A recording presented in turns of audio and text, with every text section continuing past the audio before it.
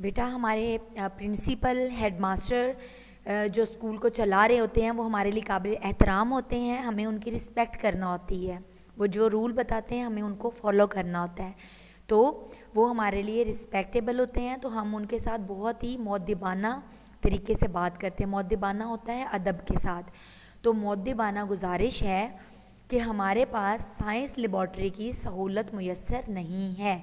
आपका जो मसला है, जो आप बयान करने जा रहे हो कि आपने उसका इजरा करवाना है, आपने उसको अपने स्कूल में ओपन करवाना है साइंस लेबॉर्ट्री की, आपको अशद ज़रूरत है, तो उसके लिए आपने अपना मौक़िफ़ जो है, जो आपने अपनी बात को वजाहत करनी है अपनी दरख्वास्त में।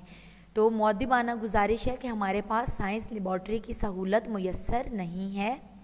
जैसा कि आप जानते हैं, क्योंकि उनके नॉलेज में है ये बात, तो आपने लिखना है जैसा कि आप जानते हैं कि साइंस एक बहुत ही अहम मज़मून है, बहुत इम्पोर्टेंट मज़मून होता है, आपको पता है ना। तो जिसमें बच्चों को अपने नज़रियात को तजर्बात के ज़रिए से परखने की ज़रूरत होती है, प्रैक्टिकल करने की ज़रूरत होती है बच्चों को। ठीक है, अगर जूनियर लेवल पर आपको अवेलेबल हो तो बहुत ही अच्छी बात है, लेकिन आम तौर पर ये सीनियर स्टूडेंट जो क्लास 7, 8, 9, 10 के तालिब इल्म होते हैं उनको ये मुयस्सर होती है लेबॉर्ट्री। तो ये बहुत ज़्यादा आपकी मदद कर सकती है, क्योंकि जो भी आप साइंस में टॉपिक पढ़ रहे होते हो, कुछ भी आपके सामने आता है कि जो तजर्बा दिया गया होता है, तो आप उसको अपने तजर्बात की रोशनी में उस नज़रिए को परख सकते हो, आप उसको बेहतर तरीके से समझ सकते हैं अपने तजर्बे के ज़रिए। तो साइंस इम्पोर्टेंट सब्जेक्ट है, तो लेबॉर्ट्री की ज़रूरत पेश आई है, तो इसलिए वो ये दरख्वास्त अपने हेडमास्टर को लिख रहे हैं। जैसा कि आप जानते हैं कि साइंस एक बहुत ही अहम मज़मून है, जिसमें बच्चों को अपने नज़रियात को तजर्बात के ज़रिए से परखने की ज़रूरत होती है, जिसके लिए साइंस लेबॉर्ट्री का मौजूद होना अशद ज़रूरी है। इस काम के लिए साइंस लेबॉर्ट्री का मौजूद होना बहुत ज़्यादा ज़रूरी है, अशद ज़रूरी है, बहुत ज़्यादा ज़रूरी है। अज़राह करम, मेहरबानी फरमा कर लिख सकते हैं आप, या अज़राह करम, ये ज़्यादा बेहतर है। उर्दू की ज़ुबान में ये ज़्यादा लिखने में कम भी है, और मेहरबानी फरमा कर भी अच्छा है अगर आप लिख लो तो मैंने आपके लिए ये लफ्ज़ लिखा है अज़राह करम। अज़राह करम, इस पर मुतवज्जो, इस पर तवज्जो फरमा कर भी आप लिख सकते हैं, लेकिन मतवज्जा एक लफ्ज़ है जो इस सब को कवर अप कर रहा है।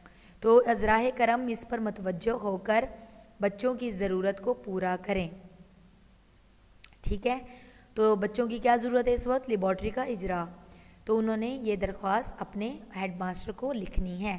तो बेटा आपने इसको बिल्कुल ऐसे ही अच्छे तरीके से लफ्ज़ ब लफ्ज़ याद करना है, तो आपके पूरे मार्क्स आएंगे। ठीक है, नफ्स मज़मून जो भी आपको मिलता है दरख्वास्त में, ख़त में, वो यहाँ से यहाँ तक होता है, आपने इसको अच्छे से याद करना होता है। ठीक है, और बाकी आपके मार्क्स इन चीज़ों के और इन चीज़ों के होते हैं। ठीक है, तो ये पार्ट्स होते हैं आपके दरख्वास्त के या ख़त के, तो आपने इनको अच्छे से याद करना होता है ताकि आपको पूरे पूरे नंबर मिल सके। इन चीज़ों में तो आपको फुल मार्क्स मिल सकते हैं, तो आपने कोई भी चीज़ छोड़नी नहीं है। कोई चाहे कहानी है, मज़मून है, ख़त है या दरख्वास्त है, कोई भी चीज़ आपके पेपर्स में आ सकती है।